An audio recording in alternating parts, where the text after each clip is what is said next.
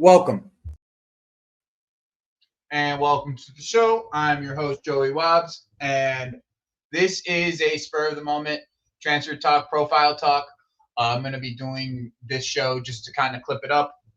So this is going to be really like two shows that I put into one that I'm going to clip up just a bit so I could like have some more content for later. But I'm gonna be speaking about what I think about Jamie Gittens, and then what I think about Nick Woltemade. I'm gonna do them separately, and then I'll have some more. I'll be able to answer any questions in the chat. If that's something that ends up happening. Cool. But welcome to the show. First, what I would like to do is I would like to say that neither of these players, before I start, neither of these players are really players that I would particularly want to bring to Chelsea right away at their current level. Um, I do enjoy watching them in Bundesliga. I just don't know if it really translates from Bundesliga to the Premier League. Obviously, that's to be seen. And based off of physicality levels and things of that nature that you can kind of see, you will be able to kind of tell. Um, but really, I want to get into more of like the nitty gritty of the stats and like what I've seen from these players after watching them, pretty much. First, the player that I want to go through here is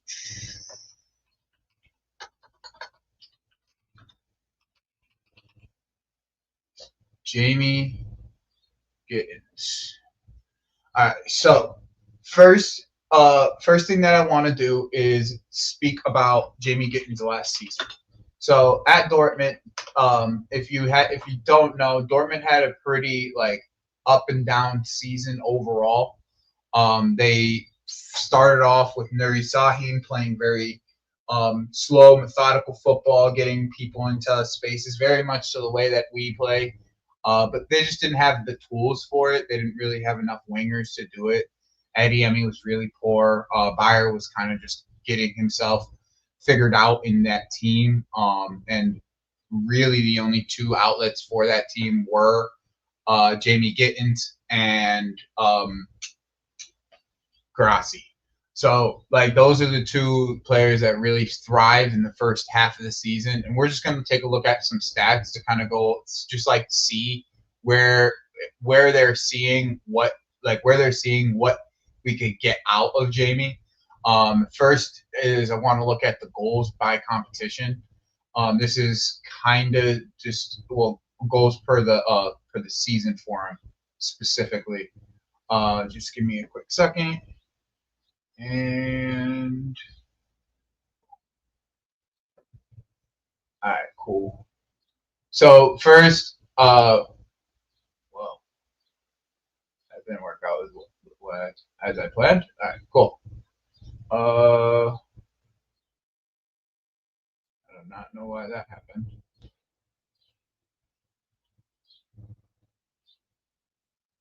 All right, cool. Let me zoom out of here. Let's get a bigger picture.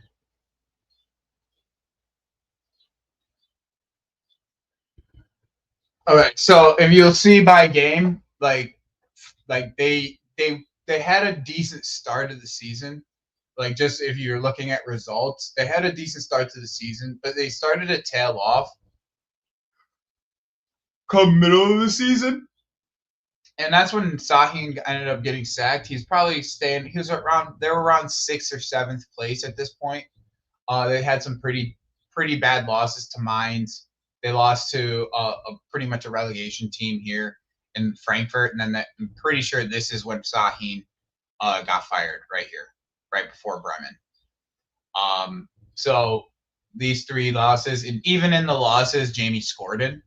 So it's like it wasn't really like him to really like say that he was the big reason why they lost. But if you look at some of the games that this guy's played, right? 30 minutes against Frankfurt, scored 2 goals. Okay. He only played 50 minutes. So in total, he only played about 90 minutes in his first 3 games, and he had 2 goals within the first 90. Okay. Had an assist in 60, nothing in 60, nothing in 60. So he started to get some starts, right? We're starting to see some starts. Now, assist and 45. I'm pretty sure he came off injured, if I'm not mistaken, in this game. And then, a few 90s, and then he'll go on streaks, as you can see here. A couple goals a game. And these aren't against scrub teams either. I mean, he scored against Bayern. He scored against Leverkusen. He scored against Frankfurt twice. Like, these are the top teams in Germany. So, like, realistically, this is the sample size that I really want to look at. Okay, because everything from here on is after Sahin left, where he was playing more of inside forward, and you can actually kind of see what ended up happening, right? This left wing is still more inside forward, and then they started to switch to a 2. Had him as attacking midfielder in the middle a couple times at the end of the season, but only came on for a couple minutes. Not too big of a deal. Which, by the way, this run right here saved their season. Just like kind of how Chelsea's run at the end of the season saved their season. They saved their season by having this run from end of March. So, because I do remember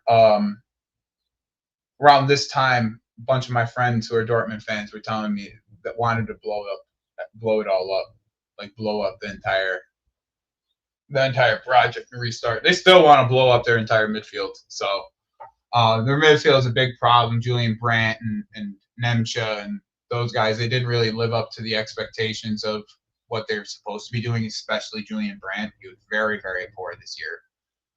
But you can see that there is a bit of consistency here. I mean, if you look at it, there's only during this run, right? There's 1, 2. Even these games are half games, right? So 1, 2, 3, 4, 5.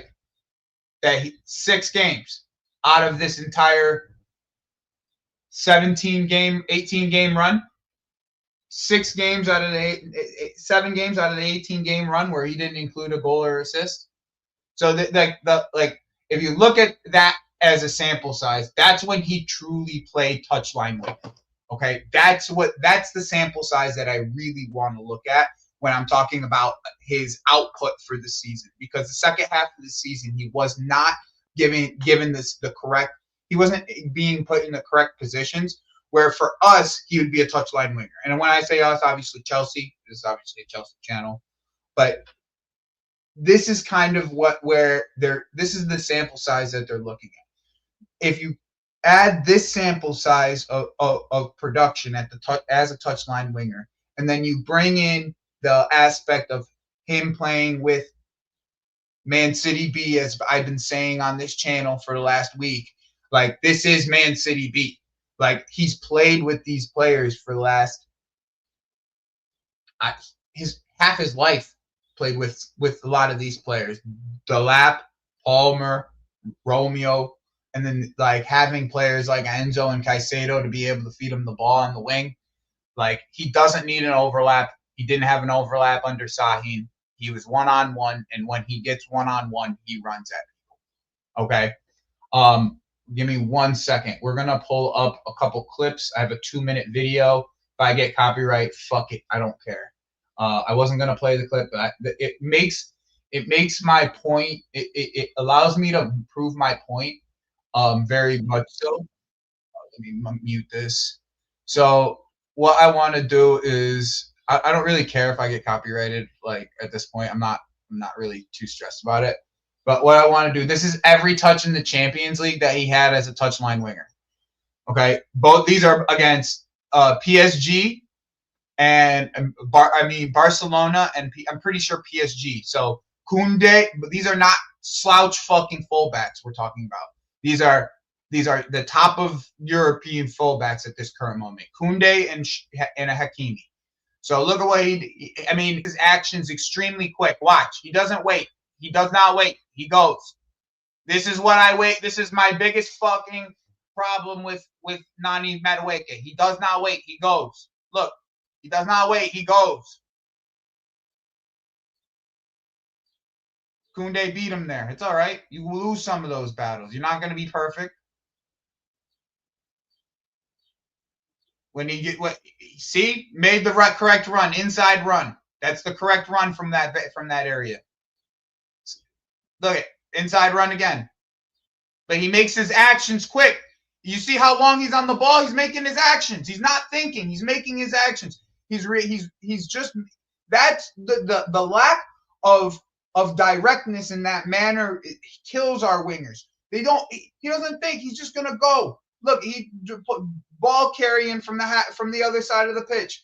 And there's also a really good clip of his pressing that I could find. If I could find it while we're on the while I'm talking, I'll try to find it. But like you can see he comes back. This is against PSG. Once again, this is not a player I want, but you're trying to understand why they want him, right? Because this is the player we're getting at Chelsea. This is who we're getting. This is what we should expect. So we try to understand who it is. You know what I'm saying? I don't know if somebody just rated me. So this is who we gonna get, bro. This is the type of player that we're gonna get. And that was every touch on the touch in the 2 games that he had against Barcelona and what's it called? I think it rated.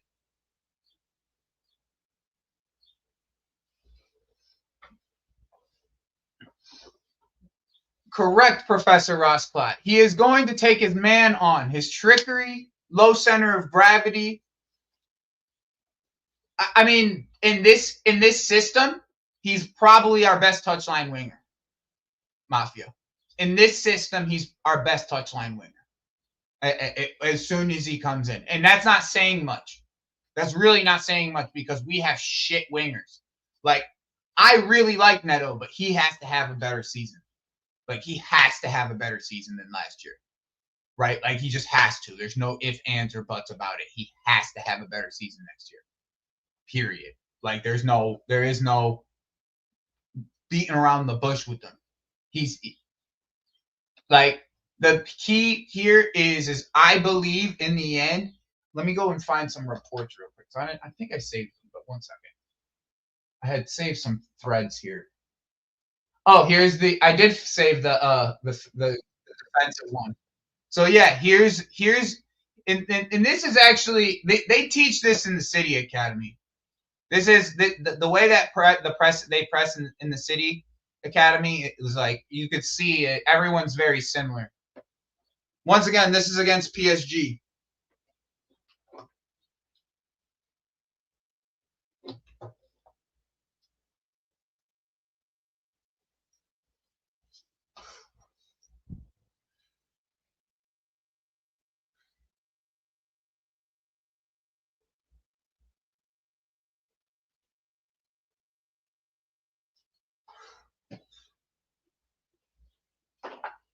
They press areas. He presses areas really well. He knows what he's doing defensively.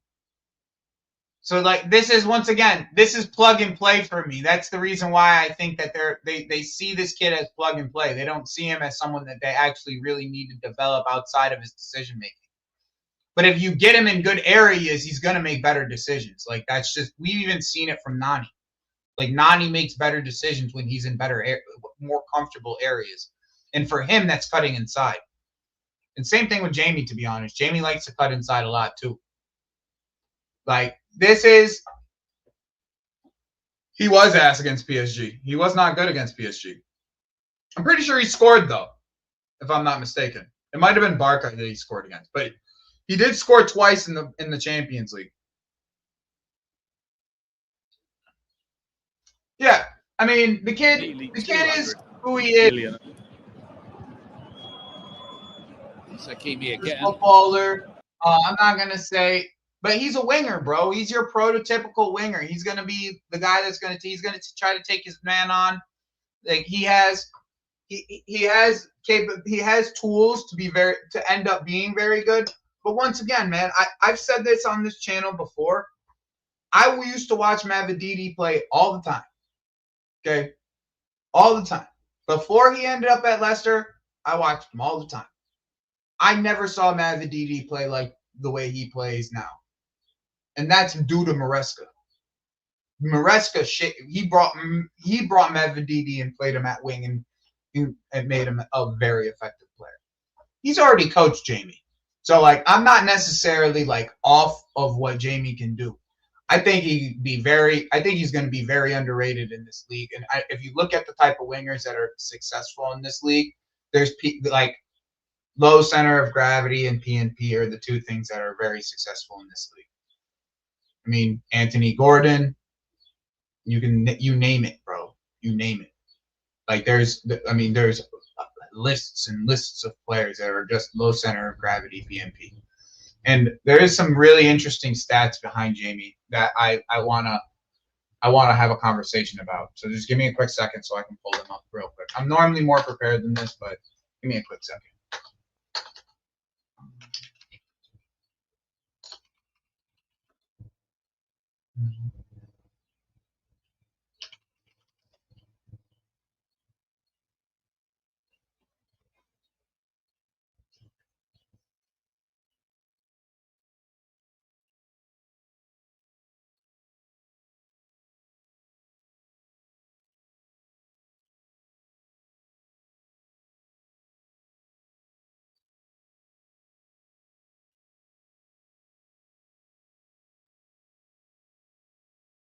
I don't like the way they have the stats on this website. One second.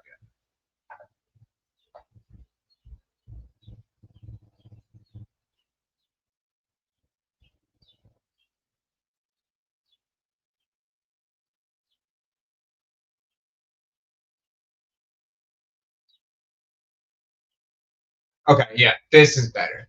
So there's some really interesting stats with him. Okay. First, I want to talk about his shots selection. He takes a lot of shots. Like a lot of shots. Like this is about 2 a game. Like that's a good number of shots on its own. Like we're talking about like a footballer that is willing to create his own shot. He doesn't need anybody to create his own shot, right? Like, and to be honest, with the way that Neto and Nani play, bro, like they're not getting enough. They're not getting their shot off enough. They're not beating their man enough, and they're not getting their shot off enough. So like that's big. That's the big piece that they're looking at here. And a lot of them, most of them are on target. He's looking at about almost a 65% shot accuracy rate. So his shots aren't going. His shots aren't going to the moon, right? Like he's actually getting his shots on target, and that's something that you have to give him praise for because this is not an easy number to attain. As you can see, he's in the 89th percentile. So like this is to me that's a really good rate. If you look at shot conversion rate, like shot conversion rate would mean to goals. That means at a 20% clip is 1 of 8. So every 8 shots he's scoring. That's pretty good if he's taking two shots a game. It's pretty freaking good. If he's taking 2 shots a game and he's at every 8 shots he's getting a goal, that's pretty darn good. And I mean, like the numbers don't lie in the end. The numbers really don't lie. Now, he's not a creator, right? He's just not.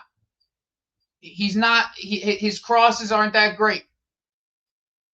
Completed crosses is not that great. That's not what we're getting him for. We're getting him for 2 reasons: ball carrying and shots on net. And that's really what we're talking about here. Dribbles, ball carrying.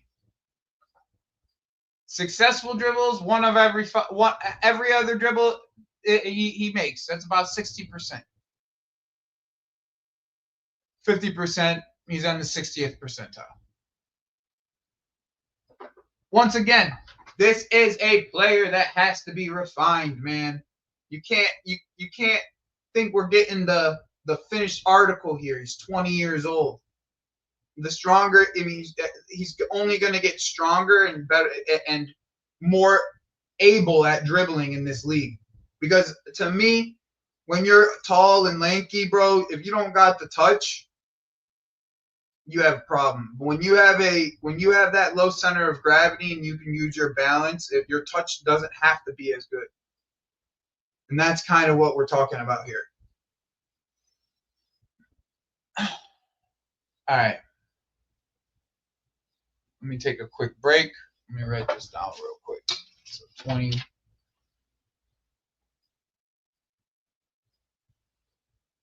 21 minutes. All right. So we are going to do next we are going to do a conversation on Nick Woltemade.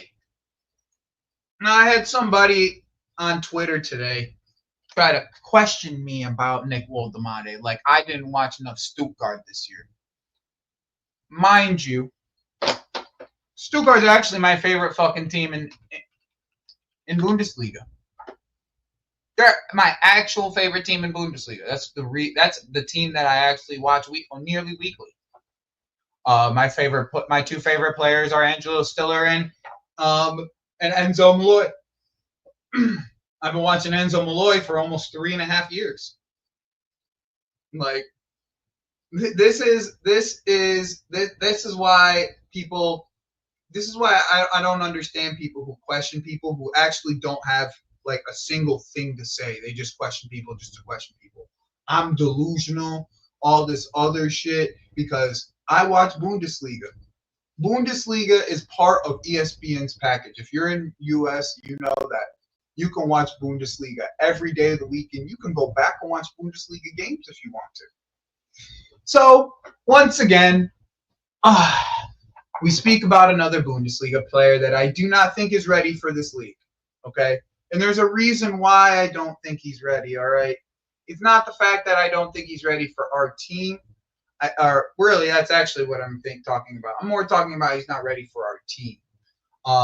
There's a few key things that I'm probably going to have to try to find a ball striking video from him, but there's not even that many goals for you to like look at.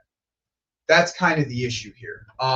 Let's kind of go and take a look at it here.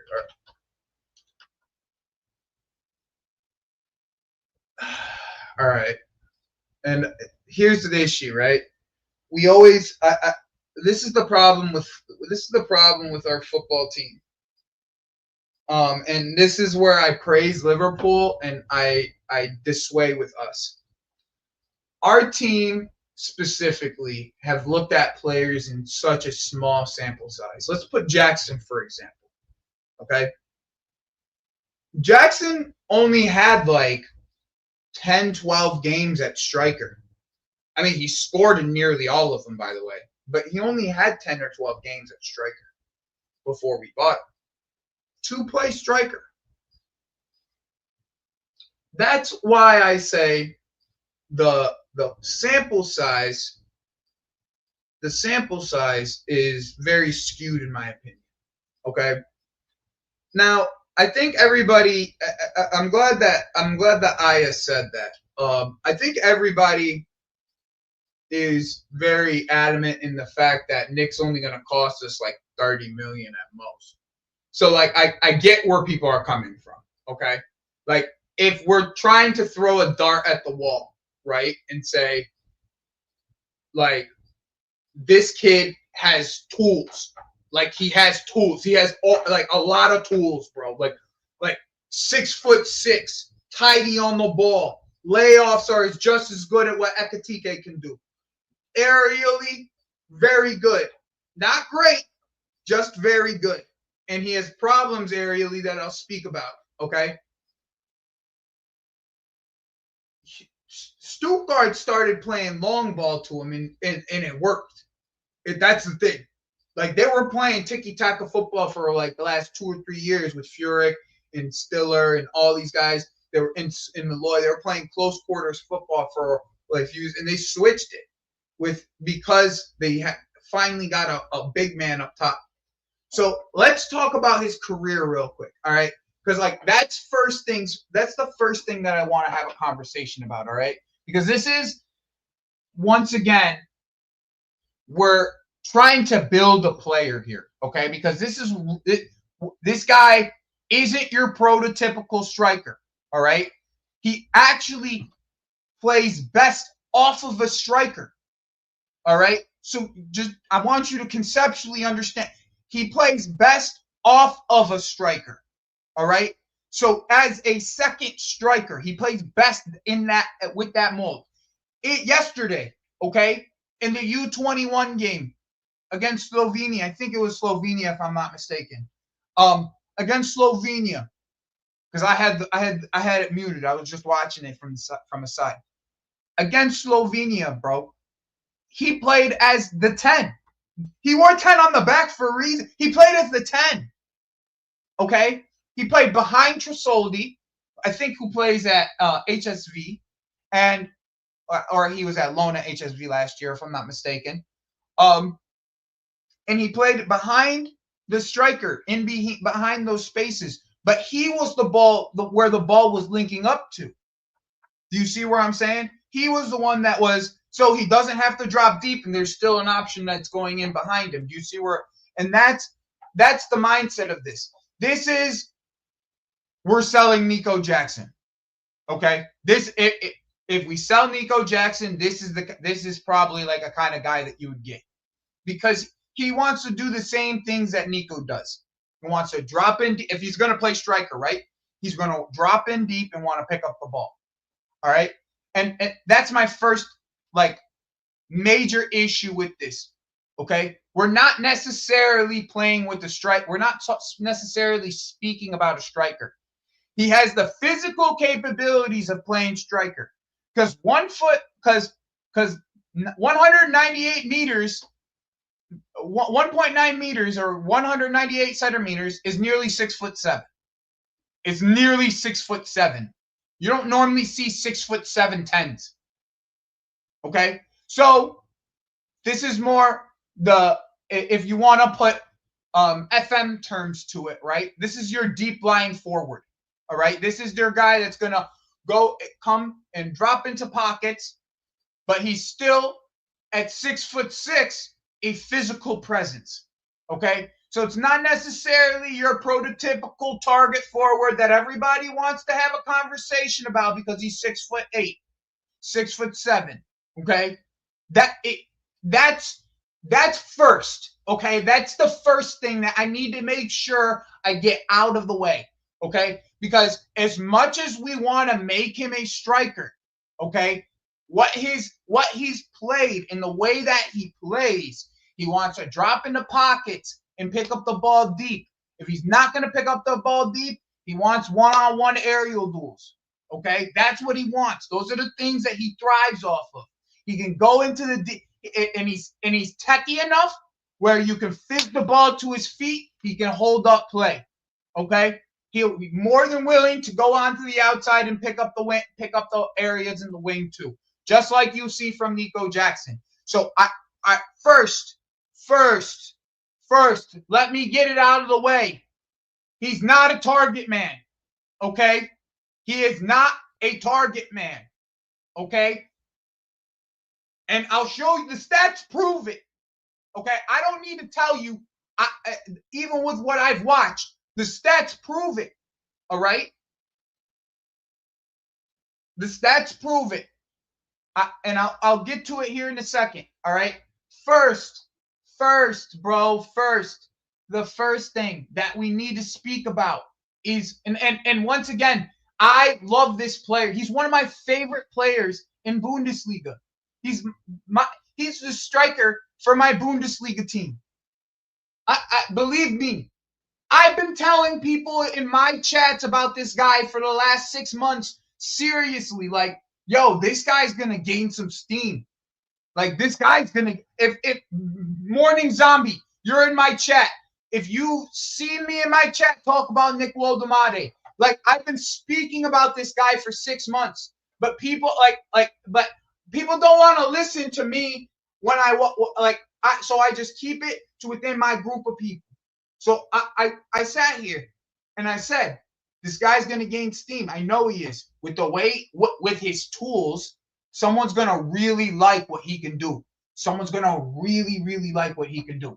All right. So first, all right, the goals, don't let it fool you. He does have some pens in there too. All right. Don't let it fool you. All right. He has pens in there too. Like, it's not this. Let me just go do it like a normal Google one real quick.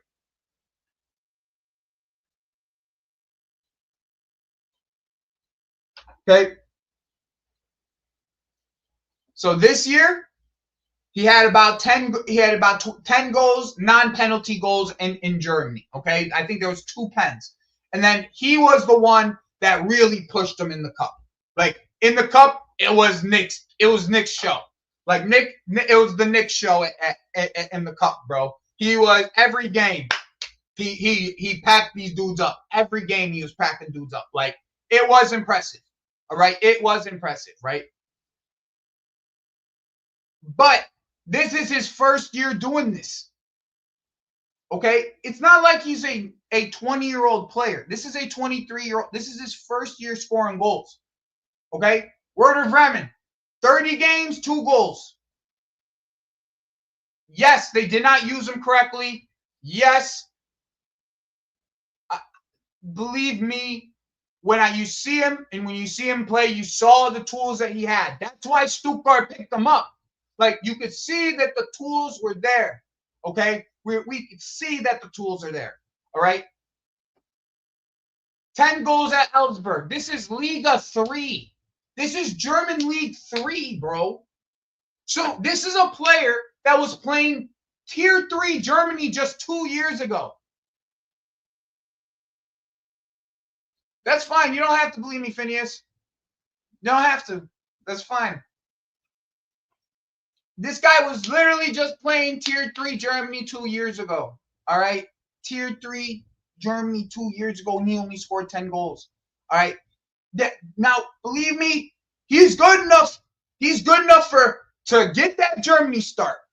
He's good enough to be the star man for U21s. He's good enough. I watched this guy. He is good enough. He is a good enough footballer. Let me show you why he's not who you think he is at 6'6".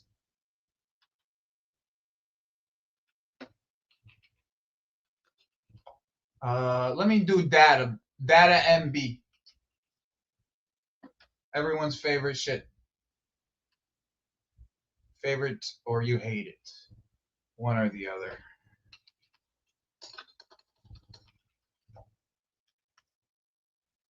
All right. We're going to go Nico. And we're going to go Hugo.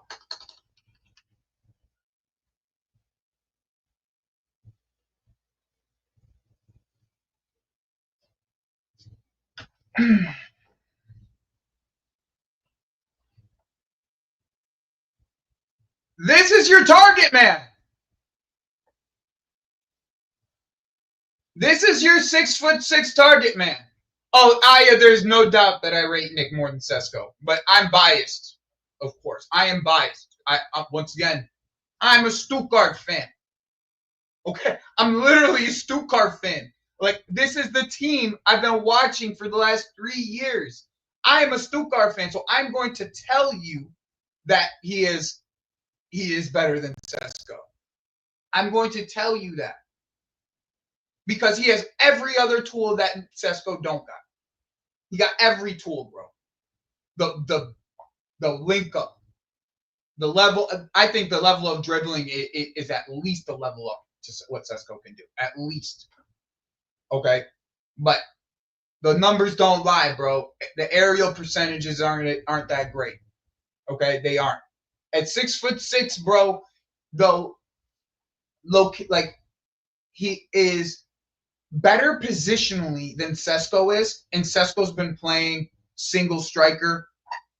Actually, I wouldn't say that. Sesko's been playing single. He hasn't gotten a lot of opportunities to play single striker.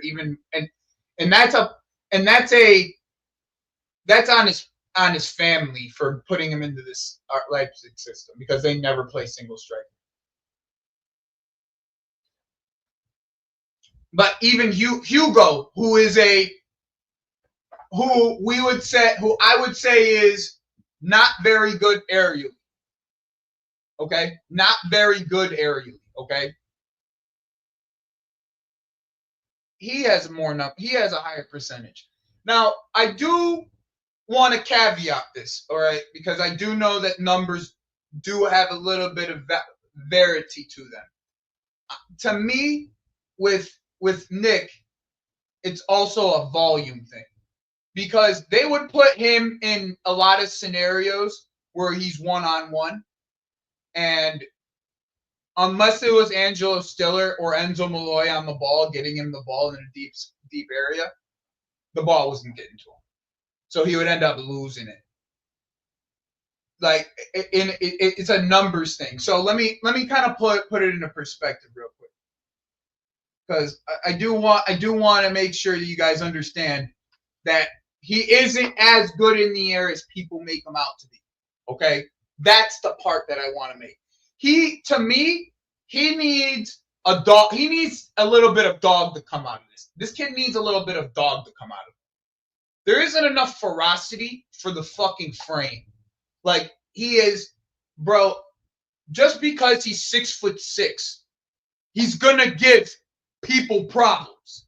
Okay, like Peter Crouch was 6'6", 6'7". He's gonna give people problems. Like, for a guy that big too to be dribbling the way that he dribbles, it's just not normal. That's what makes him weird. Like, he's an anomaly. It's just in the same way that Hugo is too, where he's 6'3" and moves like they move like wingers, bro, and it's weird. You don't see guys that big move that way, and like they're not supposed to. They're pretty much basketball players, small forwards moving as small forwards on the pitch, gliding on the pitch. Bro, the way this guy dribbles, bro, I'm just like, you tend to lose out on like the things in the box that you really want from a striker, because he wants to drop in, pick up the ball, the things that we really like from Jackson, all the little things that we like from Jackson. But you add that 6'6" frame and then fucking arms and elbows being able to push people off, bro. Of course you're gonna like what you see.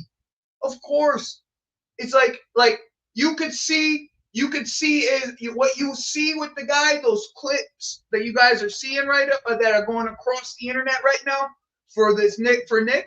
Believe me, I watched all of them in real fucking time. The guy's nice. He's a nice footballer, bro.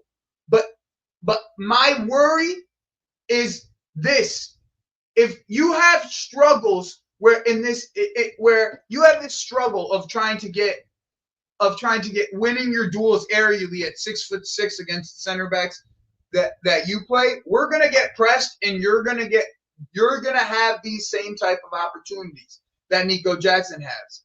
Do you man up?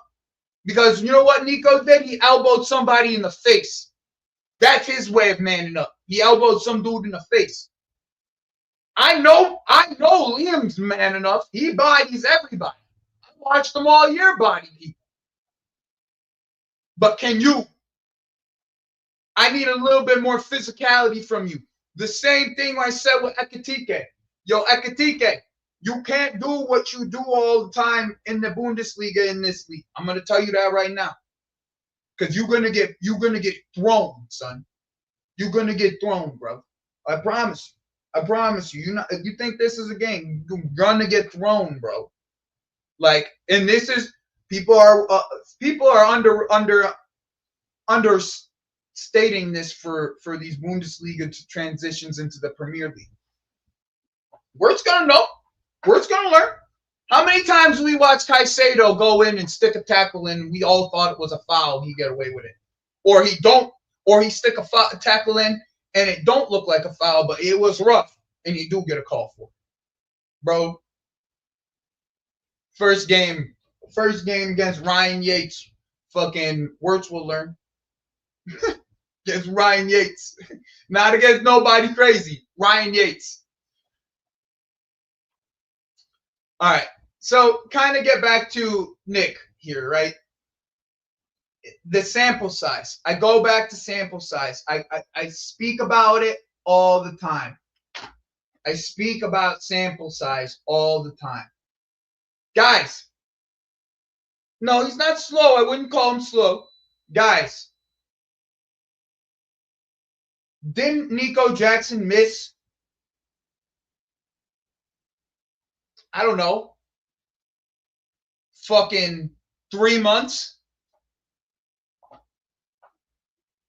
Nick played less minutes, bro. Nick played less minutes. Now, that's kind of a good thing if you look at, like, the goals that he scored. Like, yeah, of course he's going to be looked at, bro. The numbers, goals to minutes wise per 90 is probably crazy. He's probably nearly a goal a game.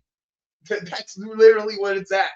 Like at 17 goals, 1,700 minutes, you're looking at 0.9 a game. To me, this is where he thrives, though. This is where he thrives. These two numbers right here. If you guys have seen the last video that I've done on profiles, you guys know what attacking actions are already when I said about Hugo Ekitike. This is the capability of being able to create your own shot and create shots for others, as I said.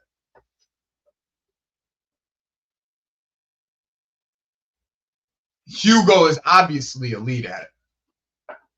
But Nick ain't shabby, and especially at the minutes he's played. I mean, that's 1,000 less minutes, man. Like 1,000 less minutes, and you're only 10 XG off. Like these are, of course you can look at these numbers, and if you're telling me that Nick's going to cost us $30 million, and we sell Nico Jackson, of course I'm gonna be at least happy because he is one of my favorite players on my Bundesliga team, right? But am I a little worried that he's ready? Yeah, I'm more than a little worried, bro. I'm gonna not lie, I'm more than a little worried. Like he's more, in my opinion, he's better around.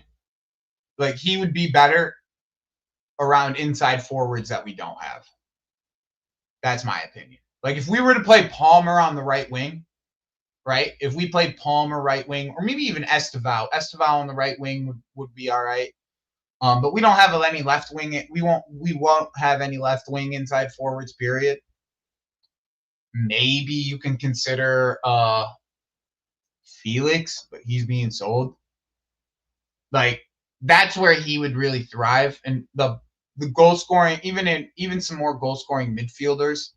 I know Andre will be able to get in the box and score. So like, him and but with him being the Lavia backup, I don't know how much he'll be in the box.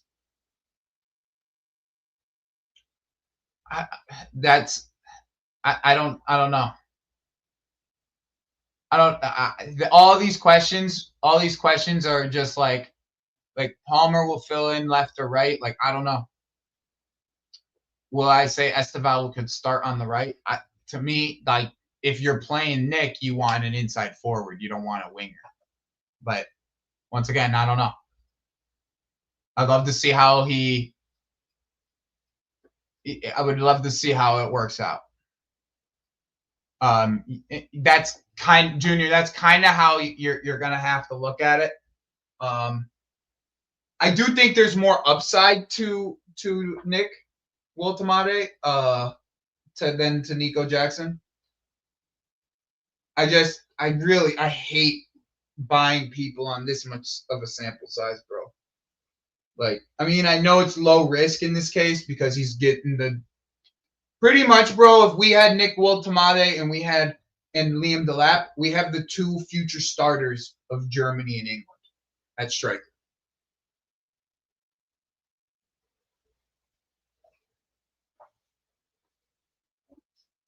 The two future strikers.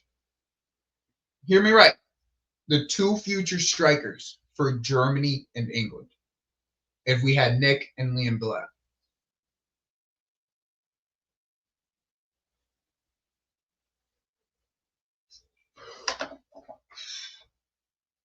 No, that's true.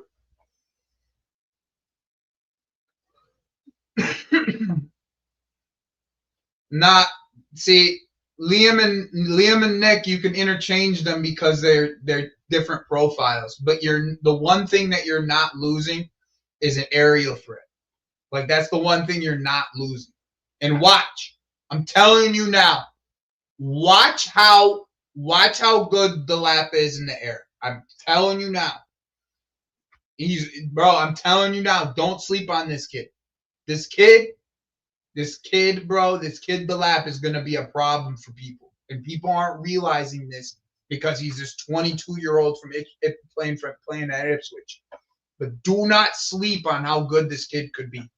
Like I urge people, do not sleep on the aspect of how good Liam can be. Okay? If you're gonna get a counter, which I already kind of feel we have a counter, like if you're gonna get the counter, I would say Hugo's still the best option. Okay? I'm gonna tell you right now. I still think Hugo's the best option. All right. For the price, still no. If we got him for about 70 million, I wouldn't be upset. All right. Nick Woltemade, I think would resonate with the fans a bit more. And I think honestly, Nico, his time kind of has ran out, in my opinion.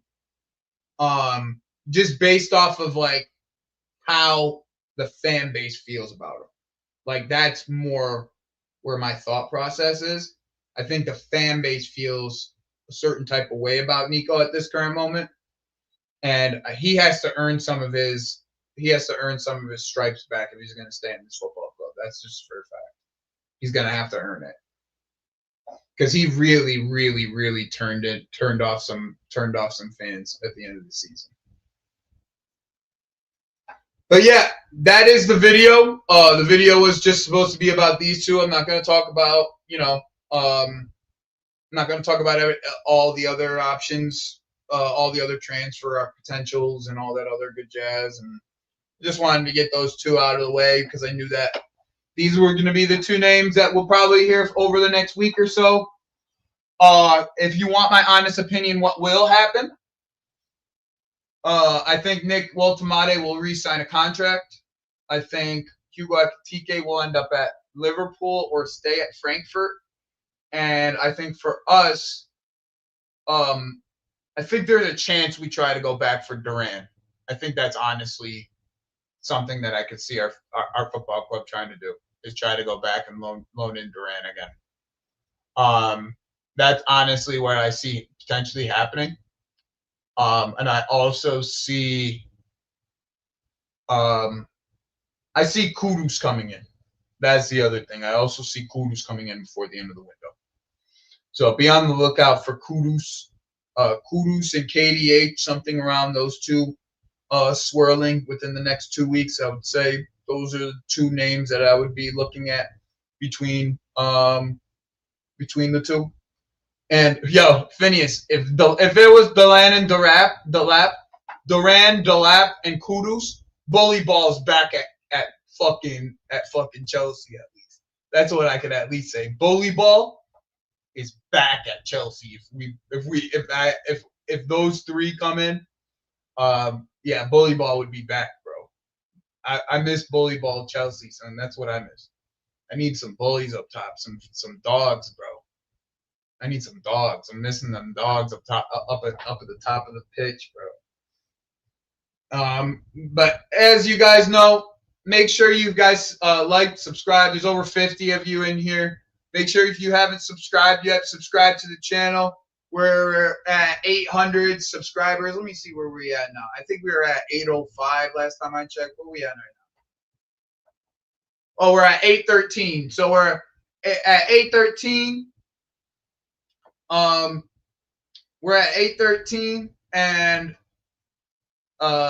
if if you guys have any thoughts on this, I'd like for you guys to leave comments. I really like the comments in the chat afterwards when you guys do the playback.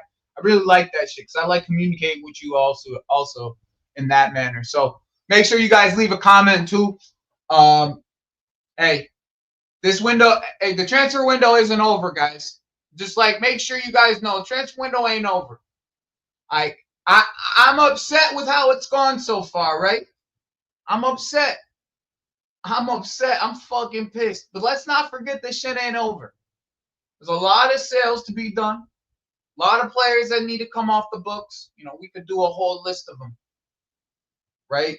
I mean, there's probably like 10 that we could get rid of right away. Right? Don't think they ain't gonna buy nobody. It's just the beginning of the window. We've been disappointed.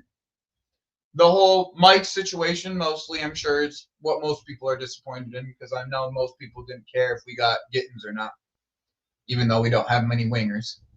But the Mike situation, if you look at it, fucking Atletico couldn't get their deal done with Milan. Napoli couldn't get their deal done with Milan. Nobody could get a deal done with Milan right now, bro. Nobody. So it's not as much as we want to kill these sporting directors, and I kill them. Tweedledee and Tweedledum. I kill them, don't worry. I'll be here killing them as long as they're around. I'll be here killing them. But don't think that this shit's over and we just delap and that's it. There's a lot more of this window to go. And I do believe that this at least ownership group will continue to add on to this, even though we don't know if what they're adding on is correct. But they'll continue to add on to this. Okay? So everybody, I appreciate y'all. Make sure you subscribe to the channel. And I'll see you guys probably tomorrow. I'll probably do something tomorrow morning. You guys is late, but I'll probably do something tomorrow morning for me, So that's like in, I don't know, 14 hours from now or so. I'll be trying to do something. But yeah, when I wake up, I'll just go live. I'll see you guys later.